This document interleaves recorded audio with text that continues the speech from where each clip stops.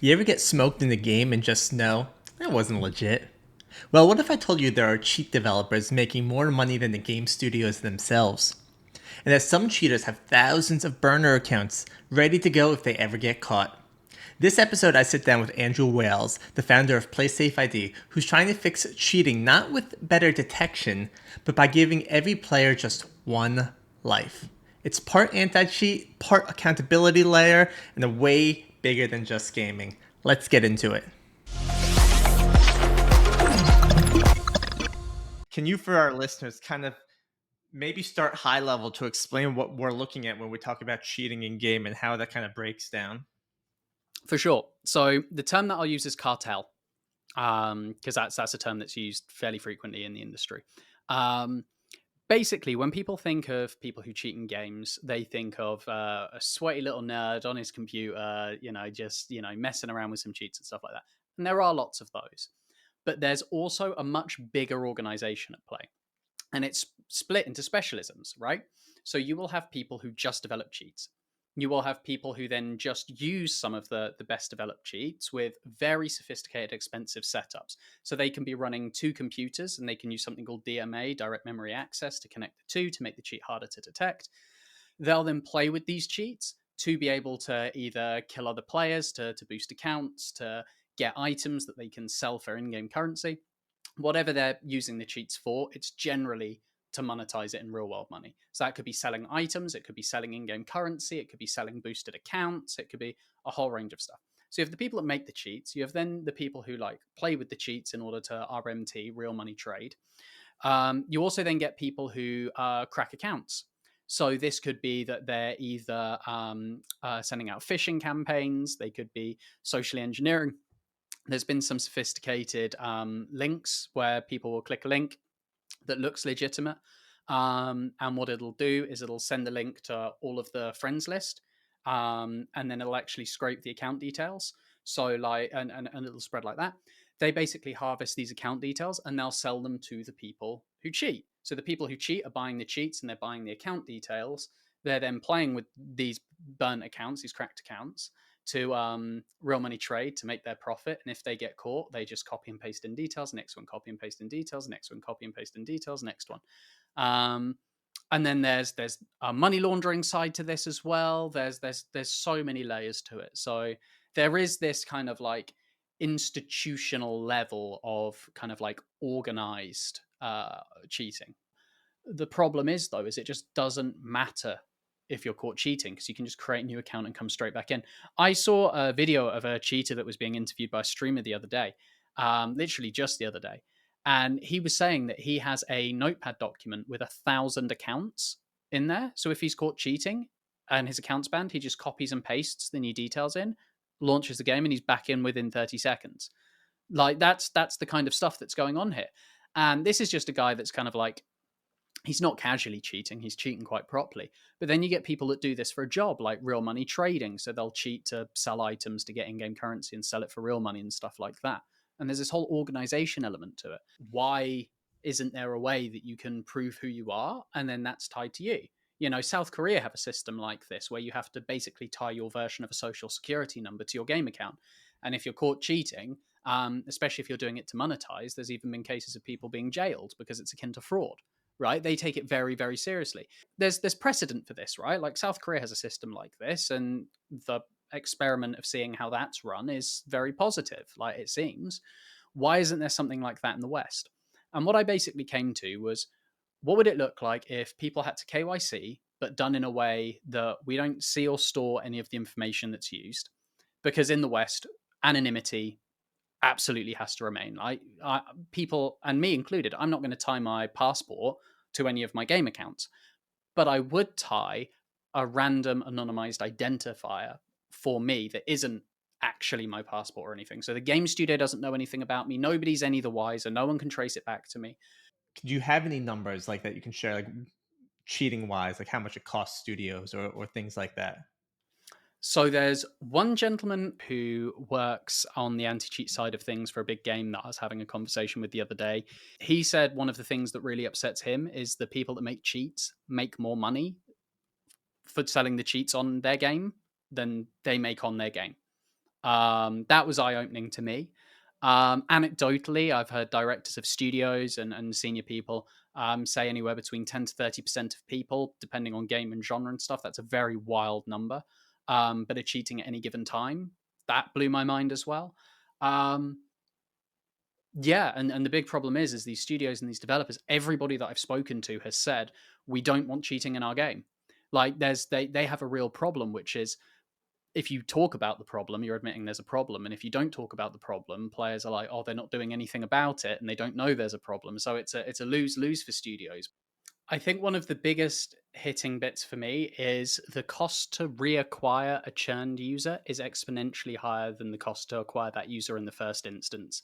It's like if you're going to make a game and you want to make a game that people play and that people love and a game that's successful, there's few things worse than the feeling of blatantly being cheated on in a game because you're just like, fuck this is bullshit, whatever, right? And if you have that happen 1 in 100 games, you're probably fine. If you have that happen 1 in 3 games, you're probably going to uninstall that game, right? And it's not a nice feeling as a player, and it's not a good spot to be in as a game developer. It's a really hard problem to fight. It's a really hard problem to fight. One of the things that we saw a lot on the game economics side of things is you'll build a system by which in a perfect world and kind of like this in a vacuum, it will work perfectly. But then when it hits real players and when it hits bot accounts and when it hits all of these different scenarios, the whole thing can fall over very quickly. And unfortunately, if you have a very popular game and you have a very intricate economy and you start having bot accounts go in, game economics isn't about monetary policy. Game economics is about valuing a player's time. That's what it actually boils down to. It's about all of the inputs and outputs. It's all about the sinks and the faucets in regards to player time. If I spend my time doing activity X, is it worthwhile? Is it rewarding? And is it fun? And then different activities and different rewards for different play styles and types of player. So let's take mining and World of Warcraft, for example, right? I like crafting in Star Citizen. I like space trucking. I'm all about that life. But if you have tens of thousands, hundreds of thousands of bots farming all of the resources and flooding the auction house and the economy, all of a sudden a mechanic which I would have ordinarily enjoyed, going out and farming and mining to create cool items, isn't worth doing because the price has been plummeted so low. So yeah, not just cheating, but cheating and botting and kind of like all of these mechanics fundamentally break the fun of player time invested into various activities. I want to put together terms I've learned over the past few months and kind of where I think this is impacting, and I think it's really cool. So I've spoken to a lot of directors in gaming, and everyone talks about finding the fun, find that gameplay loop that's fun. And now what you're saying are cheaters are exploiting this gameplay loop. So if I am a crafter and I like doing this, I want to come in every day. I just want to keep mining. I want to be fair. I want to go to the market and do it. All of a sudden, everything's inflated. It sucks because cheaters came and exploited the fun loop, and now I don't want to engage anymore as the player. Exactly the same loop, but with a different scenario, right? Let's say that you're a hardcore raider. You love beating the hardest content in the game. There's a really rare item. It has a very low drop chance. You and all of your mates have been doing this for months to try and get this item. It finally drops. It's worth so much money. Huzzah.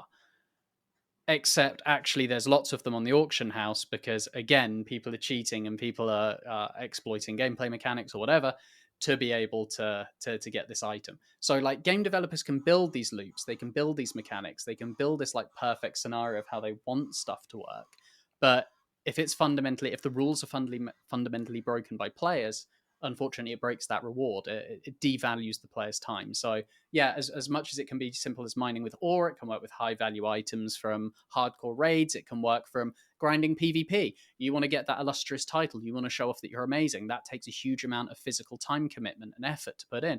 All of a sudden, if you have a bot account that's just farming honorable kills in a battleground or something like that, you're grinding that honor while you're away. Like it devalues it for other players. So I just recorded a really crappy little video of me talking, and I just put it on Reddit. And I spent a couple of $100 on some Reddit ads, and I was just like, and I put it to some gaming communities, and I was like, hey, I'm thinking of making this thing. Tell me, do you think it's a good idea, a terrible idea? Would you use it? Would you hate it? Am I stupid? Give me the honest feedback. And the overwhelming majority was, this is really good. Me and my mates would pay $5 a month for this, $10 a month for this, $20 a month for this. Me and my friends talk about this every single night. Why isn't this a thing? I want this to be in all games. Now, there were lots of really good questions and feedback. What's your data privacy going to be? What's your security going to be? What's your terms of service going to be? How are you going to keep us anonymized? How are you, actual really good questions. But there were very few people that basically told us to fuck off, except for a guy called Swamp Jesus, who will live in my head rent free forever. But yeah, that's it. Yeah, Reddit checking out right there on brand. But yes, I forgot about Swampy.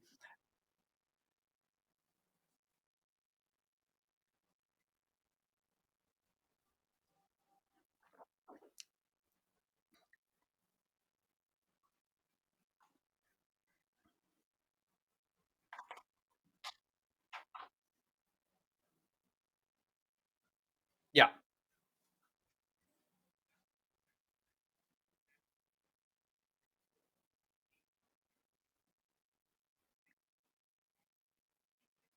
no, it's a great question.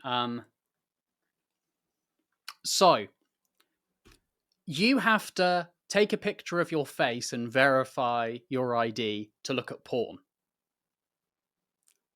Okay, that's use case one. Use case two is you verify yourself with us, and then we don't share any of your information to any product or service that you connect it to. So you verify yourself with us once, and then any of the adult content wouldn't see your details. Any of the game services wouldn't see your details. I think there's a wider conversation to this, but I think that's kind of the crux of it, right? And I feel that, right? Like I wouldn't want to connect my personally identifiable information and verify myself to any platform or service outside of that of a financial institution, an insurance company, a real world, like real thing that matters. And anything that's kind of like sensitive or that we feel is sensitive, if it's traced back to us, we're immediately like, no, because the risk is too high against the friction that's being put before me. So I completely understand that friction and why it's being taken that way from the states.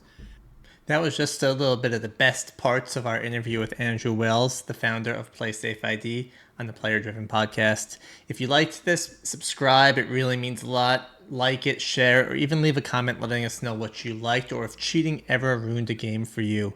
Be sure to follow Player Driven. We provide all different types of content like this on our channel. And thanks for watching.